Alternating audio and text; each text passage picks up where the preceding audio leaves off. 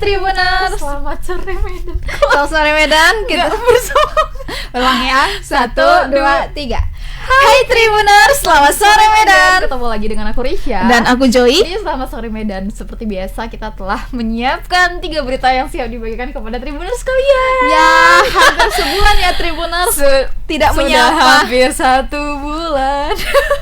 tidak melihat komentar-komentar dari kalian lagi, tidak melihat kami sumringah lagi. Tidak melihat reporter-reporter kita di lapangan lagi. Karena pasti- kita kebetulan baru dari lapangan juga. By the way, Baswe, Risha, sebelum kita ke 3 berita hari ini, aku mau ajak kamu ngajak gosip tentang gosip. yang baru. Wah, soalnya nggak masuk di berita ya, jadi kita bahasnya di luar. Iya. Tapi boleh nggak itu terakhir aja biar lebih seru? Oh, Oke ya. boleh, nanti Soalnya kita reporter bahas kita ya. juga udah nunggu nih. Oke, di akhir kita bakalan menggosip. Nah, Iya. jadi buat Tribuners pastikan nonton sampai habis. nah kalian komen kira-kira gosip apa yang mau kita bawakan. Ayo, di sini juga boleh komen kira-kira gosip apa yang bakalan kita bahas. Oke.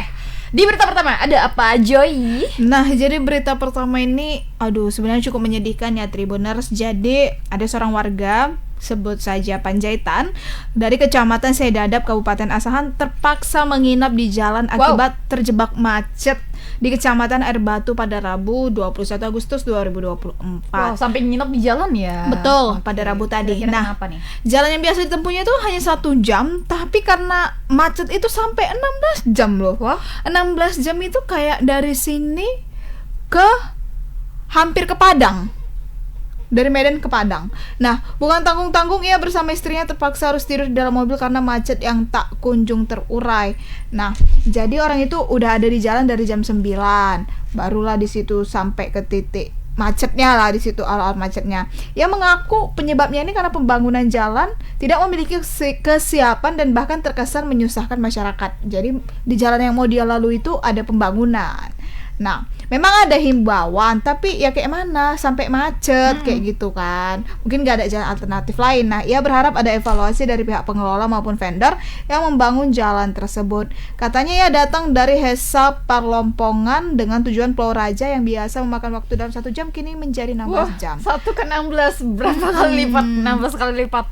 Nah, petugasnya ini banyak kok, ada banyak katanya, tapi kalah banyak dengan kendaraan yang sudah menumpuk. Kami betul. berharap ada solusi lah terkait dari kemacetan ini. Itu adalah pesan dari Pak Panjaitan. Bayangkan sampai 16 jam tidur di mobil. Itu pasti apa ya? Bahan bakar Iya. yang Gimana kalau kita- kehabisan bahan bakar? Benar. Terus itu ada yang motor nggak ya kira-kira? Mungkin kalau motor bisa nyelip kali ya. Iya, bisa nyelip. Nah, untuk informasi lebih lanjutnya kita saksikan dulu video berikut ini.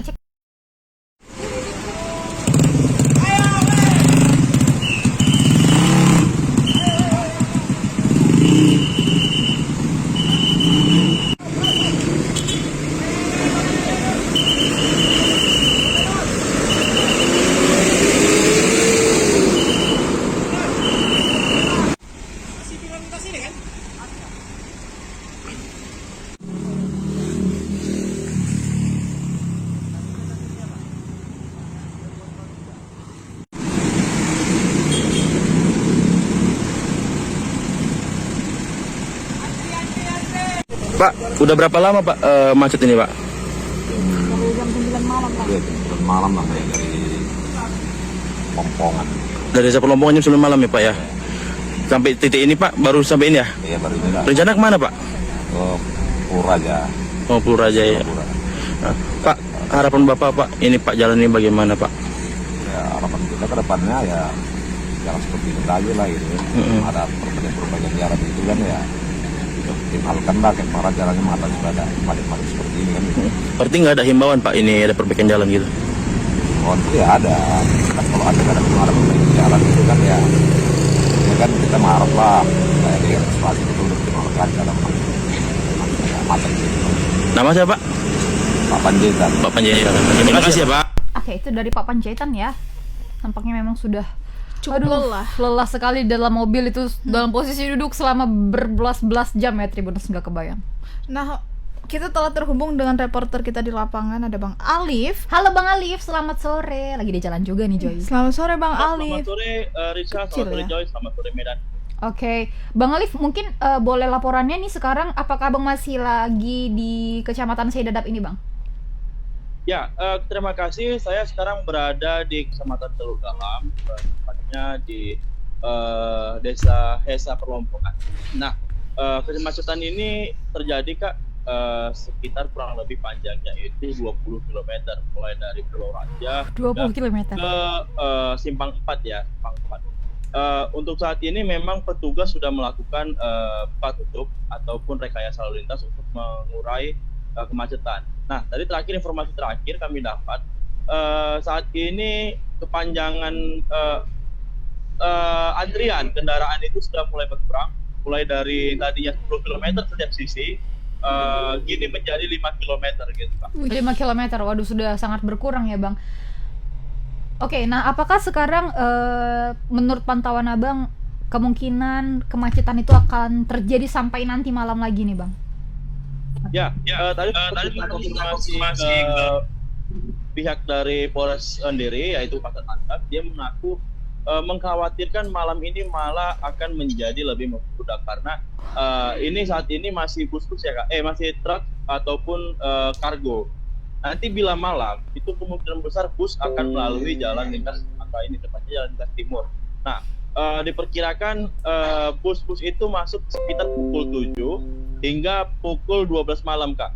Jadi tadi sempat kami juga berbincang dengan pengemudi bus. Oke. Mereka mengaku untuk dari kisaran saja menuju trouble spot ataupun tempat terjadinya kemacetan ini, itu mereka membutuhkan waktu 20 jam gitu Kak. Sehingga dikhawatirkan nanti malam ini bisa lebih parah gitu Kak. Kalau jalan dari alternatif apakah tidak ada Bang? Ya, jalan alternatif sebenarnya ada Kak, cuman tidak disarankan untuk pengguna jalan ataupun dari luar daerah ya. Karena jalan alternatif ini Kak, kita nanti masuk dari desa Bandar, maksud saya Kecamatan Bandar Pulo, nanti tembus ke Aksong-Songan. Nah, ini di Aksong-Songan ini Kak, jalannya itu bukan jalan aspal ya, itu jalan kebun. Dikhawatirkan pengendara yang tidak biasa melalui jalan itu bisa saja nanti tersesat ataupun hilang arah. Oh iya, betul betul. Jadi diharapkan masyarakat dapat bersabar karena saat ini petugas juga sudah melakukan buka tutup arus, di mana buka tutup arus ini dilakukan selama 1 jam per 1 jam gitu. Jadi dari arah Kisaran dibuka 1 jam, kemudian bergantian dari arah Rantau Perapat dibuka 1 jam. Nah, ini diharapkan dapat mengurai kemacetan yang terjadi hingga saat ini. Bang, ini Bang jalan lintas Sumatera menuju kemana Bang? Dari Asahan menuju mana?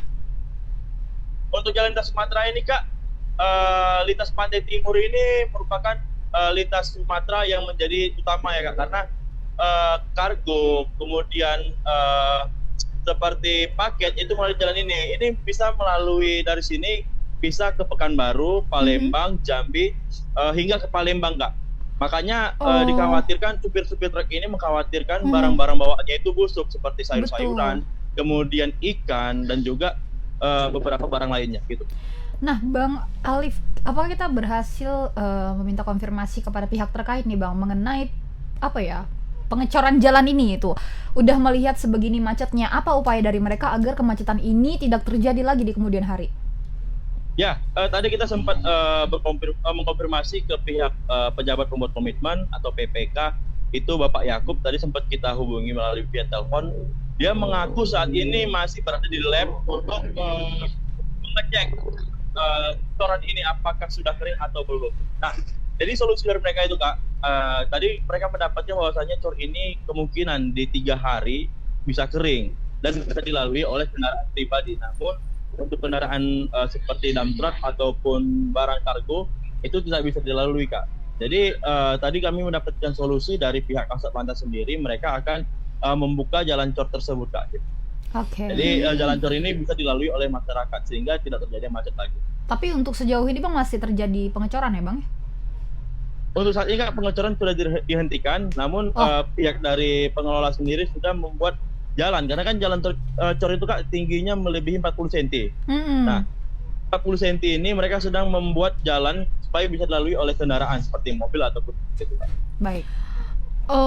Lantas sampai kapan nih Bang pembangunannya? Ya, Diperkirakan. untuk pembangunan sendiri Kak, tadi kami sempat konfirmasi mereka mengaku awalnya akan membangun selama 2 bulan.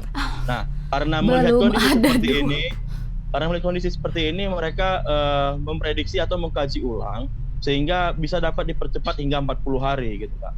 Berarti ditambahi lah ya jumlah pekerjanya. Kemungkinan besar seperti itu Kak. Baik. Baik, nah untuk yang abang lihat nih 16 jam di perjalanan, apakah ada terjadi mobil yang kehabisan bahan bakar bang, atau bagaimana nih mereka makan di saat kondisi yang seperti itu Bang Alif?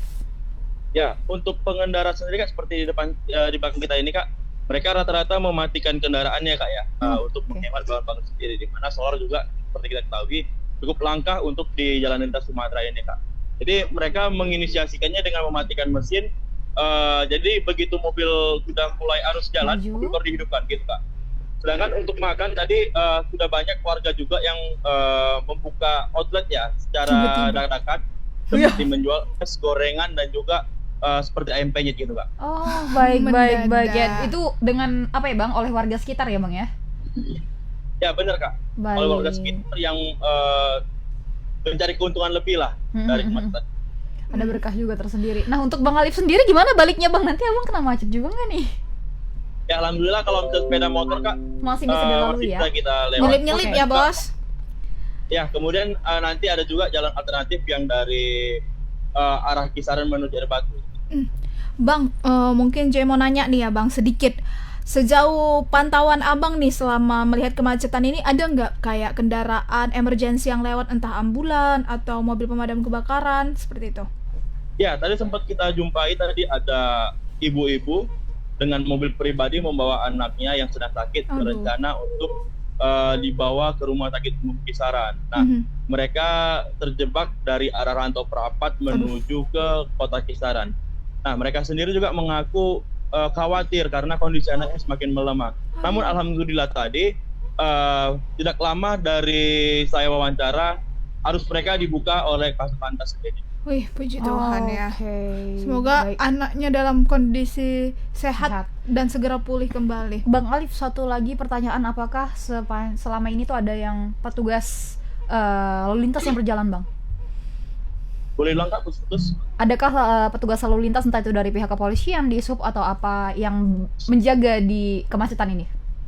Ya, untuk kemacetan ini Kak, mulai dari tadi malam, petugas itu bahkan dari Selasa dini hari, mereka sudah berpos di lokasi kemacetan ini Kak. Bahkan mereka mengaku saat ini cukup kelelahan dan juga kewalahan terkait untuk pengamanan jalan ini. Gitu, Kak. Betul, baik. Terima kasih banyak ya Bang Alif ya. Stay safe Bang, hati-hati Ya, di jalan. hati-hati di perjalanan Bang. Pulang dalam kondisi Selamat. selamat dan sehat.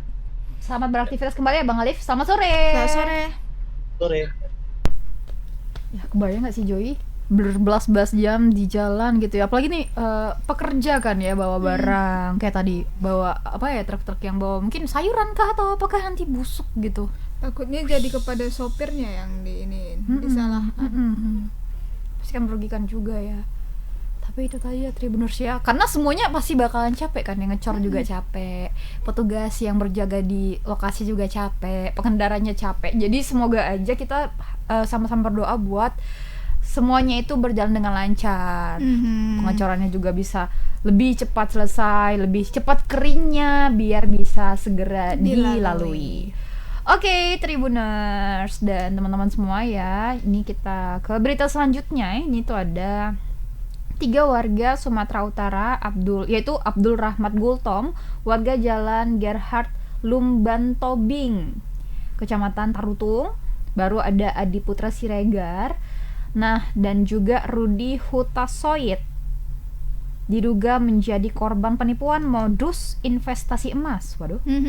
Dulu ini ya, buat kalian-kalian ya yang gemar-gemar investasi gitu-gitu, meraih uang dalam cara cepat nih, dengar nih. Nah, akibatnya korban merugi hingga 1,4 miliar rupiah. dari dugaan investasi yang mereka lakukan ke PT BPF Medan Komplek Jati Junction, Jalan Perintis Kemerdekaan, Kecamatan Medan Timur. Nah, untuk korban Abdul Rahmat Gultom kerugiannya sebesar 1,2 miliar rupiah. Waduh, banyak di dianya nih. Baru ada Adi Putra itu 130 juta dan Saur Rudi Hutasoid 100 juta.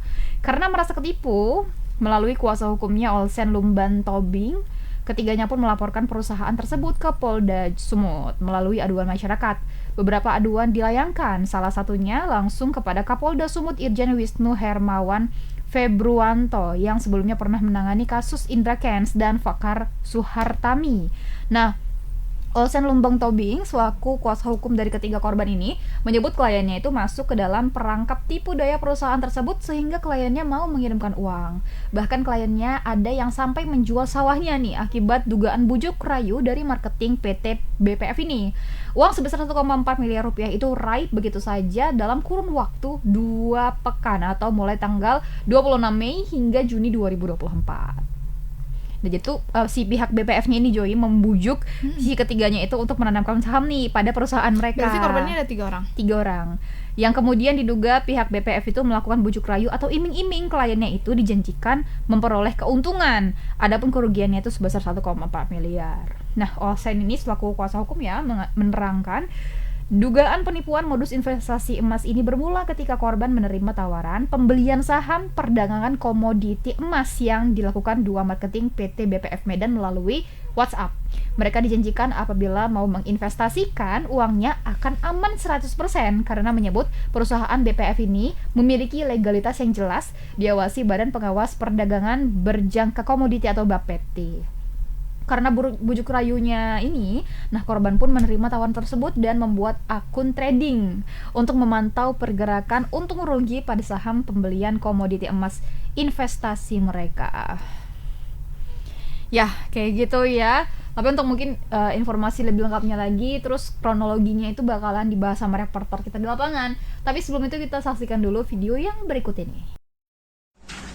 Oke, halo. Kan?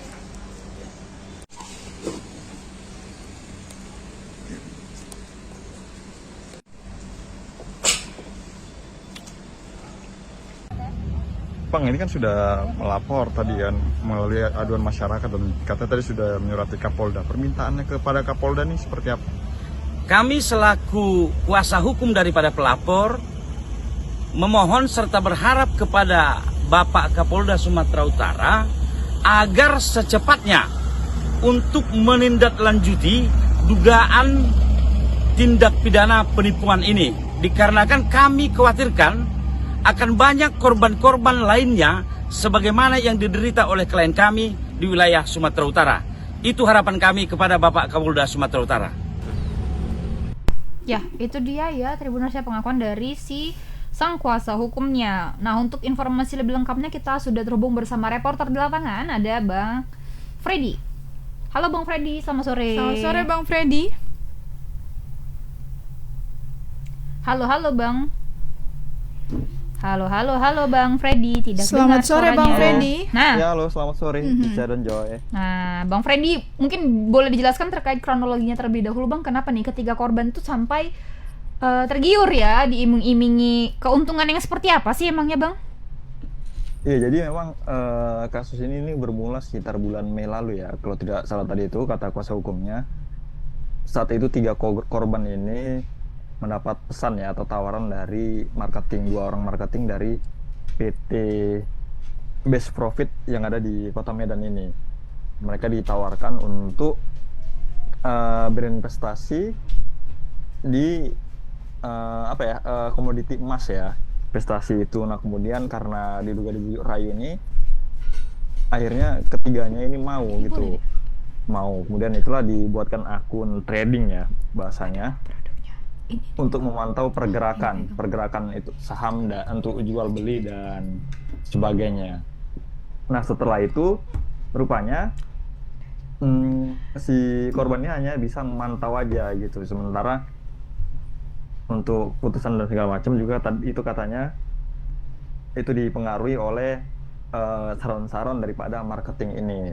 Nah, kemudian karena saran-saran itulah kemudian korban ini akhirnya mau untuk mengirimkan uang sampai totalnya itu 1,4 M. Jadi transaksi itu apabila misalkan korban ini setuju untuk membeli saham itu, transaksi dilakukan, uang itu dikirim ke rekening BPF Medan itu. Nah, tapi kemudian setelah korban ini sepertinya rugi, gitu akunnya itu dibekukan. Nah, apabila mau main lagi itu harus masukkan deposit lagi gitu. Oh, start dari awal lagi gitu ya, Bang? Iya gitu. Nah, padahal kan katanya di awal itu kan uang mereka itu bakal aman, tapi nyatanya beberapa kali transaksi mereka itu rugi gitu. Nah, itulah kemudian diiming-imingi apabila mau main lagi, lanjut lagi, maka mereka kemungkinan masih bisa modal yang sebelumnya bisa kembali, tapi jika enggak maka uang hangus. Makanya mereka akhirnya mau lah gitu untuk lanjutkan sampai akhirnya total itu satu korban itu ada sekitar 1,2 M dan dua lagi itu nominalnya kerugiannya itu 100 juta 100 juta ya. dan 100 juta. Bang Freddy, Bang Freddy, sudah berapa lama nih mereka membuat modal, memberikan modal terhadap perusahaan pialang tersebut? Jadi kurang lebih itu jangka waktunya itu emang cukup singkat ya, itu katanya itu 2 minggu. Jadi 2 minggu itu 1,4 M ya total itu habis lah gitu. Sementara kan dijanjikan itu bahwa katanya uang mereka itu bakal aman lah gitu. Dalam 2 minggu itu sama sekali tidak pernah memperoleh keuntungan, Bang? Nah, sepertinya itu ada tadi disebut itu sekitar beberapa juta itu menerima keuntungan ya, tapi memang jumlahnya jauh lebih sedikit daripada modal yang Mereka berikan. dimasukkan mereka ya. nah untuk pembayaran sendiri Bang, mereka tuh melalui apa pembayarannya Bang? Bank kah atau gimana?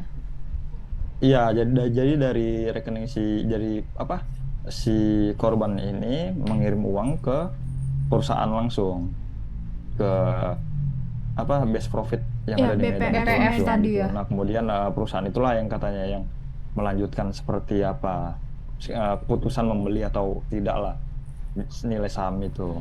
Nah, Bang, perusahaan ini kan katanya udah legal ya, sudah diawasi oleh pokoknya Badan Keuangan. Nah, lantas setelah kasus ini terungkap, apakah memang benar perusahaan ini sudah legal atau sebenarnya itu nggak legal, cuman mungkin dibuat Klaim mereka klaim aja. dan itu dipalsukan mereka? Bagaimana, Bang? Kalau itu nggak bisa saya menjelaskan ya itu legal atau enggak ya, mungkin itu perusahaan itulah yang bisa menjelaskan legal atau enggak. Tapi seperti memang legal gitu. Jadi memang tadi kita juga udah konfirmasi ke PT Best Profit Medan itu, mereka itu mengaku belum mengetahui ya adanya laporan yang dilayangkan 3 orang warga itu. Tapi mereka mengakui bahwa 3 nama tersebut merupakan nasabah mereka gitu. Tapi memang mereka itu tidak terkait tudingan penipuan itu, mereka enggan menanggapi ya. Berarti Tapi memang memang- kantornya ada. Oke. Gimana Bang? Lanjut Bang. Oh. Jadi mereka mengaku itu sudah menjalankan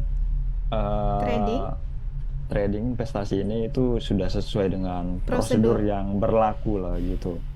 Baik. Nah, lalu dengan pembelaan si BPF ini, bagaimana para korban ini mengklaim bahwa mereka itu Kena tipu. ditipu gitu Bang? Apa yang mendasari hal tersebut? Apakah Ya itu karena tidak mendapatkan untung? iming-iming di awal itu, iming-imingnya itu kan katanya uangnya itu dijamin aman lah 100% gitu. Nyatanya kan enggak. Makanya mereka tuh merasa ketipu gitu. Nah, Kan mereka kan mau investasi kan karena ada iming-iming uangnya bakal aman. Kalau misalkan ternyata uangnya hangus ya mereka pasti nggak bakal mau. yang ketiga korban ini, Bang, sebenarnya sudah mengetahui konsep trading atau bisnis belum? trading. Kalau pengakuan dari kuasa hukumnya ini, mereka itu ngaku katanya nggak mengetahui ya. Karena mereka juga sangat awam dengan dunia investasi digital ini kan. Dan katanya mereka juga tidak ada diedukasi gitu Ya. mengenai aturan main, Oke. Nah, kemudian untung dan rugi sebagainya. Makanya mereka tuh akhirnya ya kalau dibilang manut-manut aja ya ketika menerima saran ini begini kirim uang segala macam lah gitu. Baik. Lantas laporannya ini Bang langsung tertuju kepada pihak BPF Medan atau para marketing dari BPF Medan? Marketer? Iya, ke BPF Medan. Cuman Gitu. berarti Tapi secara memang general ada ke BPF disebutkan, Medan. ada disebutkan memang marketingnya lah, ada 2 orang nama itu yang disebut gitu. Baik. Nah, apakah kita sudah bisa terhubung bersama perwakilan dari BPF-nya, Bang, mengenai kasus ini? Tadi kan udah dijelasin kalau mereka tuh tidak mau ya menanggapi itu dengan menipu atau enggak, tapi mereka tuh bilang katanya sudah menjalankan sesuai prosedur gitu gitu. aja ya. Iya. Itulah klarifikasi yang Tidak ada diberikan. pembelaan apakah mau melaporkan balik atau gimana-gimana ya, Bang ya. Enggak. Jadi mereka tuh tetap kekeh bahwa ya Sudah sesuai prosedur kayak gitu. sesuai Oke. prosedur dan sudah mengedukasi katanya kan. Baik. Oke, terima kasih Bang Freddy atas laporannya. Kami tunggu informasi selanjutnya ya, karena ini masih sangat baru ya Bang beritanya. Terima kasih Iya, Bang. tapi memang sebelumnya udah ada juga sebenarnya. Oh iya. Iya, tapi udah beberapa tahun lalu gitu. Kasus apa nih Bang maksudnya yang dimaksudkan? Sama juga sebenarnya. Kasus BPF.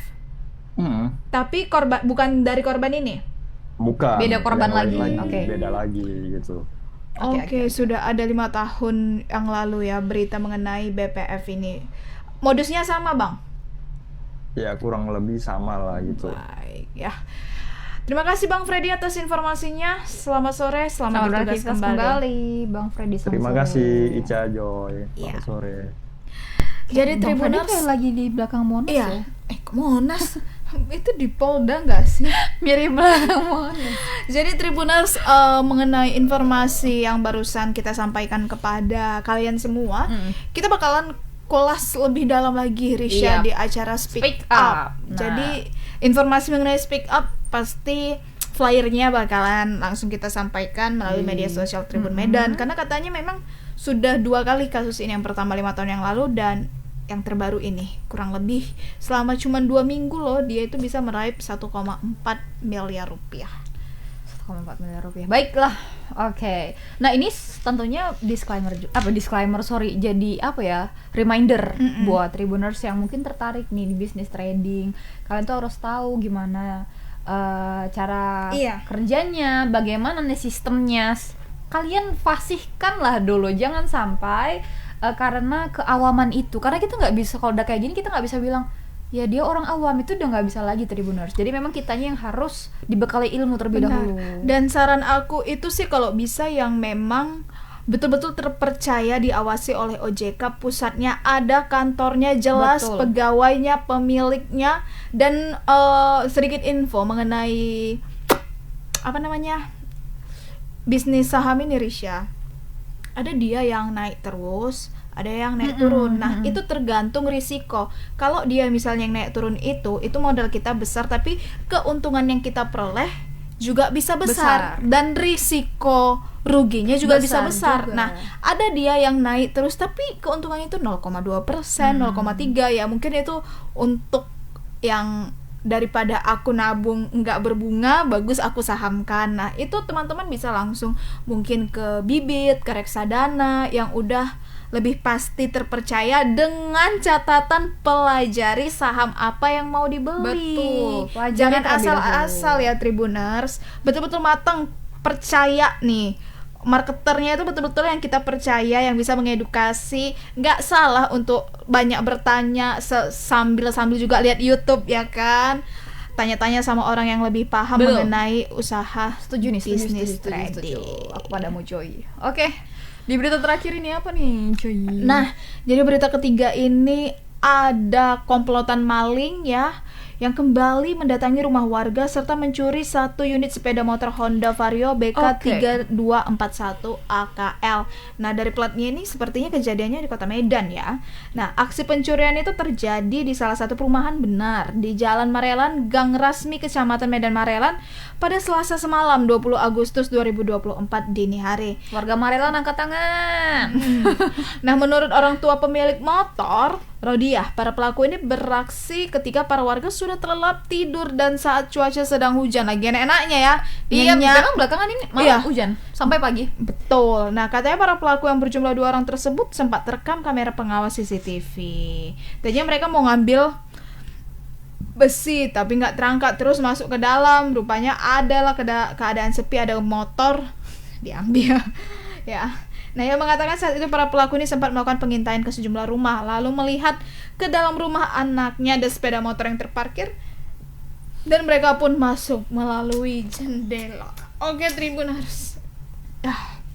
Lagi enak-enaknya tidur, kadang kita memang udah hati-hati, tapi ya maling-maling nakal ini Lebih pintar dia. lebih pintar dia, nggak terambilnya besi, motor. Motornya. Lebih berharga lagi pikirnya, ya kan? Oke, kita saksikan dulu video berikut ini sebelum kita tanya-tanya kepada reporter.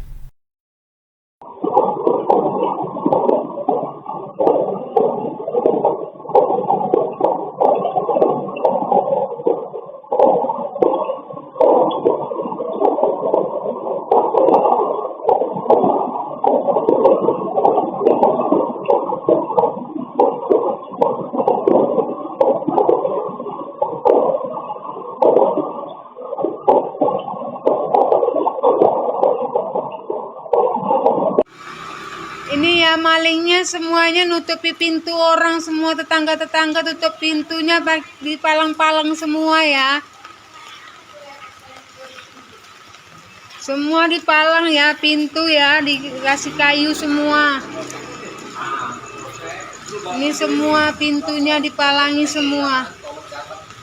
Wer, naikkan kayu tadi, Wer.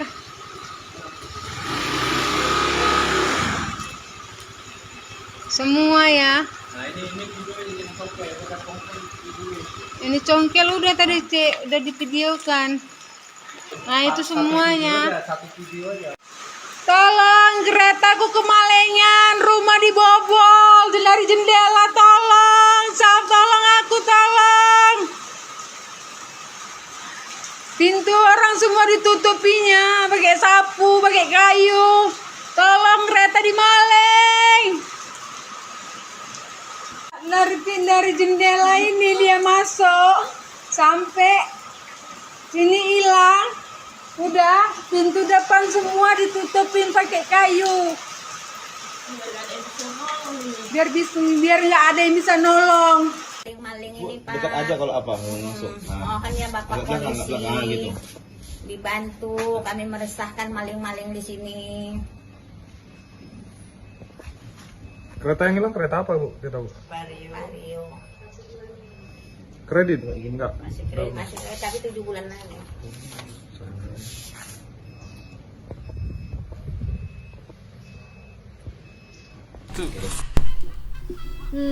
Sedih kali dengarnya, kredit udah 1 bulan lagi. Pasti gitu nggak balik ya. Kita doakan yang terbaik. Kita taruh dulu di sini. Oke. Nah, tapi tuh Joy, ini malingnya memang terlihat pintar ya. Ditutupinya loh Tribuners. Rumah-rumah, pintu-pintu rumah warga itu pakai apa? Sapu, kayu, ya Allah, biar nggak bisa nolong kali ya. Aduh. Oke, kita tanya-tanya aja langsung ya kepada reporter kita di lapangan, ada Bang Alfiansyah. Halo Bang Alfiansyah, selamat sore. Backgroundnya sama ya kayak Bang Freddy. Di Monas ya Bang, lagi di Monas ya Bang. Sampai Ica dan Joy. Oke. Selamat sore Bang Alfiansyah, kayaknya capek kali ya Bang. Iya. Semangat. Halo, Semangat. selamat sore. Oke. Selamat sore. Selamat sore Bang Alfiansyah. Oke, Bang Alfiansyah mungkin boleh jelasin dulu terkait kronologi nih, kejadian maling itu terjadinya kapan, lalu tertangkap CCTV atau enggak, terus berapa jumlah pelakunya? Ya, baik, Ica dan Joy dan juga Tribuners. Ya, untuk aksi pencurian sepeda motor ini itu terjadi di hari Selasa dini hari, di mana kejadiannya itu di salah satu perumahan yang ada di Jalan Marelan di Gang Rasmi. Mana menurut keterangan pemilik sepeda motor, saat itu mereka ini memang sedang terlelap tidur karena aksinya itu terjadi sekitar pukul 2 dini hari. di mana para pelaku ini memang sempat terekam kamera CCTV yang kebetulan tidak jauh dari lokasi perumahan. Nah, dari rekaman CCTV itu terlihat memang ada 2 orang jumlah pelakunya yang beraksi ketika terjadi hujan begitu, cuaca sedang hujan. Nah, awalnya para pelaku ini mencoba mencuri besi begitu, namun tak kenapa begitu langsung mengarah ke perumahan warga. Di sana kebetulan ada kontrakan begitu, kontrakan yang dempet-dempet begitu. Nah, uniknya para pelaku ini memang sebelum masuk ke rumah dari si korban ya, atau pemilik sepeda motor ini itu mengganjal sejumlah pintu warga yang berada di perumahan kontrakan tersebut. Dia mengganjal menggunakan kayu agar tujuannya itu para warga ini tidak bisa keluar dari rumah kalaupun mereka ini ketahuan begitu. Nah, menurut informasi dari pemilik sepeda motor, memang awalnya dia tuh sempat mendengar suara begitu, suara dari lantai bawah, namun ketika dilihat itu sepeda motornya masih ada begitu. Nah, berselang sekitar 5 menit begitu, sepeda motornya itu sudah tidak ada. Dia sempat meminta bantuan dari para warga sekitar, namun karena rumahnya itu terganjal, para warga pun tidak bisa keluar dari rumahnya gitu. Berapa lama bang korban baru menyadari bahwa sepeda motornya telah hilang? 5 menit bisa. Ya, kisaran sekitar 5 menit begitu pengakuannya, karena dari awal dia tuh sempat mendengar ada suara begitu, suara dari lantai bawah. Waktu itu dia sempat melihat begitu, namun sepeda motor itu masih ada. Nah, kemudian berselang 5 menit dia turun lagi ke bawah, itu sepeda motornya sudah tidak ada dan pintunya dalam kondisi sudah terbuka. Oke, berarti pintu si korban inilah yang terbuka ya bang ya, pintu rumahnya ya, yang dimaling ini. Ya, untuk si pelaku itu masuk dari jendela, karena jendela itu tidak memiliki jerjak begitu, sehingga memudahkan pelaku mencongkel kemudian masuk dan mengambil sepeda motor lalu keluar melalui pintu depan. Bang Alfiansyah, itu kan pelaku sebenarnya cukup jelas ya, wajahnya juga tertangkap CCTV ya. Baru postur tubuhnya. Nah, apakah korban atau para tetangga ini mengenali para pelaku, atau kira-kira ada dugaan ini siapa gitu? Nah, untuk pelaku memang terekam CCTV, namun menurut pengakuan dari warga termasuk polisi juga sudah kita mintai keterangan itu, karena malam hari begitu tidak begitu jelas ciri-ciri dari pelaku. Namun polisi juga sejauh ini sudah berkoordinasi juga dengan kepala lingkungan setempat, Babinsa dan Babin Kamtipmas, karena menurut polisi itu kan mereka yang lebih mengenal warga di sana. Namun sejauh ini menurut informasi dari aparat setempat, aparat dari lingkungan sendiri itu tidak mengenali sama si pelaku ini. Namun polisi masih terus melakukan penyelidikan agar bisa mengungkap kasus tersebut. Baik Bang, selama rentan kurang lebih 8 bulan, apakah pernah ada kejadian serupa di lingkungan yang sama? Ya, untuk kejadian memang aksi maling ini menurut para warga di sana itu sudah cukup meresahkan. Bulan lalu juga ada satu sepeda motor itu juga dicuri di perumahan yang sama, namun itu beberapa hari kemudian berhasil ditemukan oleh pihak kepolisian begitu. Emangnya Bang di perumahan tersebut gak ada satpam kah atau yang berjaga gitu Bang? Para penjaga atau pos kamling kah? Ya, di kawasan itu memang nggak ada yang jaga, dan pintu pagar perumahan ini pun nggak ada begitu, hanya plong saja. Iya, benar-benar. Ada beberapa tadi yang kita lihat nggak punya pagar ya Bang. Kalau dari video yang kita dengar itu Bang, ternyata motornya itu masih kredit 1 bulan lagi ya Bang ya? Itu bagaimana Bang? Kalau udah 1 bulan lagi, apakah ada bagaimana lah jalan keluarnya dari pihak dealer seperti itu? Itu belum kurang tahu juga, karena belum kita konfirmasi juga ke pihak dealer gimana nanti jalan ceritanya begitu. Oke, Bang Alfiansyah, lucu juga Bang ya lama-lama. Oke, Bang Alfiansyah, ini si korban sudah melaporkan ya? Ya, untuk kejadian ini, pasca kejadian di pagi harinya korban langsung mendatangi Polsek Medan Labuhan dan membuat laporan begitu. Dan segera mau bisa diproses ya para pelaku. Baik, Bang Alfiansyah, terima kasih banyak ya atas informasinya. Selamat beraktivitas kembali. Selamat sore Bang Pian. Dan Bener juga sih. Belum dikonfirmasi. Aku pikir kayak Bang Pian mungkin tahu gitu. Ini tuh Ica tadi malah mau jawabnya kayak mau ini ya, mau meminta apa ya, konfirmasi gitu. Ini memang 1 bulan lagi kan Bang? Iya gitu. Apakah ada asuransi gitu? Asuransi yang diisi, karena kalau asuransi kan bisa ini kan, bisa dicairkan gitu. Belum nanya ke dealernya. Belum apa sih maksud aku langsung diulti, belum konfirmasi. Ya, itulah dia Tribuners. Iya, itu dia. Mungkin lebih berhati-hati ya, karena kita nggak bisa bilang daerah itu aman.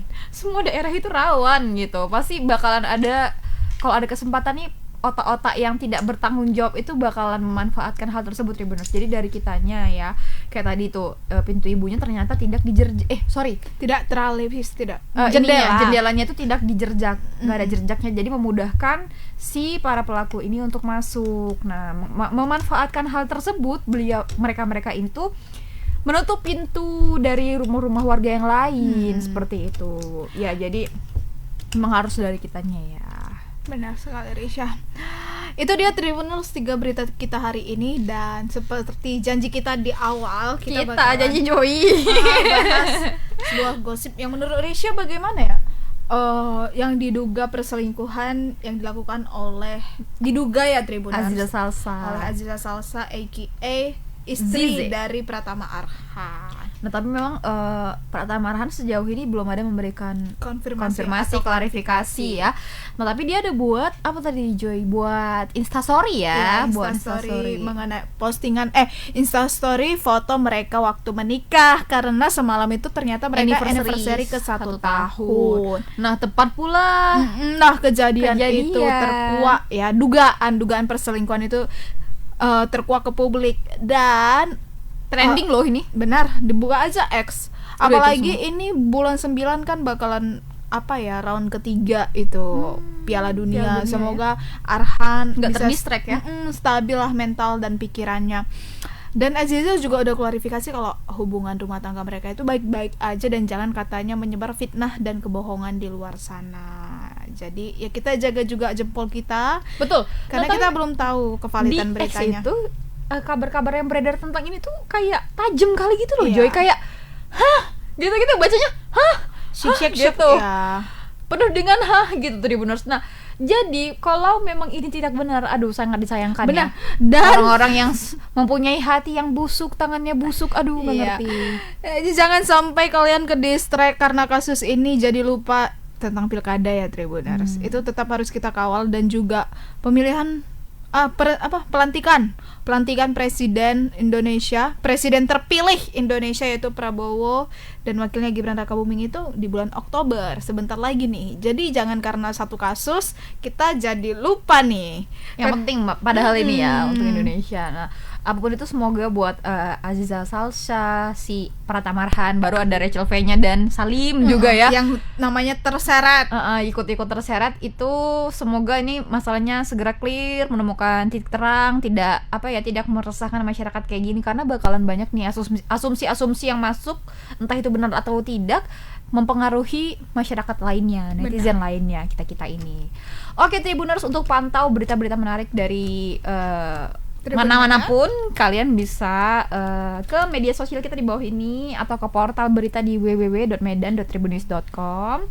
Download juga aplikasi Tribun X. Jangan lupa saksikan Selamat Sore Medan setiap hari Senin sampai Jumat jam 5 sore. Kalau begitu aku Risha Dan aku Joy beserta kru yang bertugas pamit undur diri. Bye Tribuners, selamat sore Medan.